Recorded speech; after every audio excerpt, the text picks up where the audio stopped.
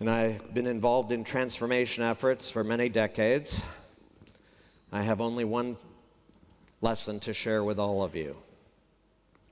And that is, if you believe that transformation is a rational process, if you believe it's about capturing the right data, doing the right analytics, putting it on the right charts, presenting it to the right people, you've already lost. At least in my experience, transformation is not a rational process. It is fundamentally a political process. And it has three objectives, easy to state, difficult to pursue.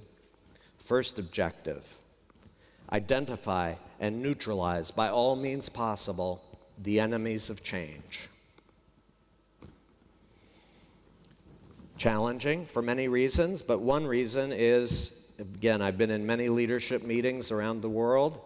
I have never once had an executive stand up in a leadership meeting and announce, I am an enemy of change.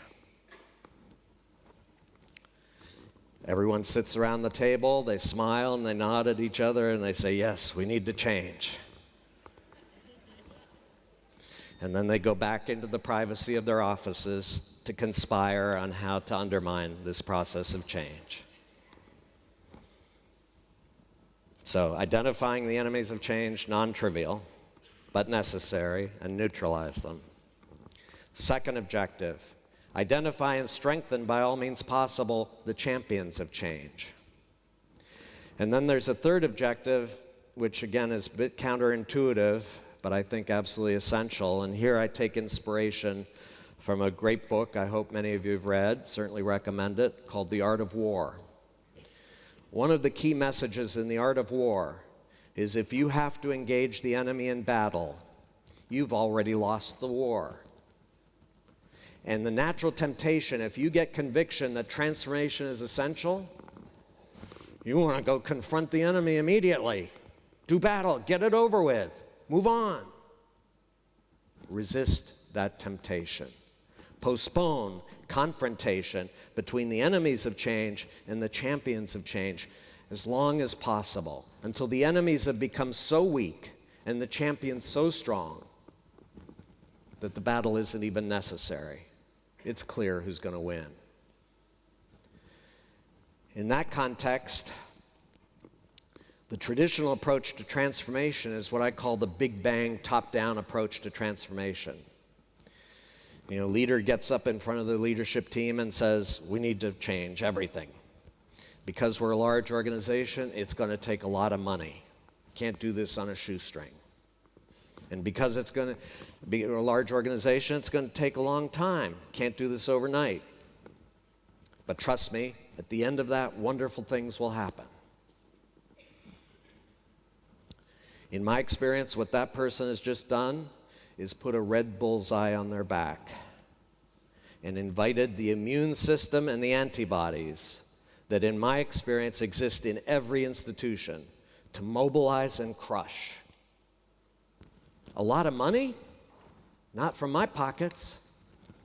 A long time? I got performance targets for the next quarter. Don't distract me. Never, ever underestimate the immune system and the antibodies in large institutions. They're extraordinarily powerful. In that context, we've come to favor an alternative approach to transformation.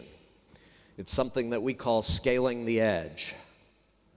In this approach, rather than going in top-down into the core of the business to transform it, find an edge in the business that has the potential to scale to the point where it could actually become the new core of the business. Not just the diversification, not just an innovation initiative. No, it will be the new core of the business.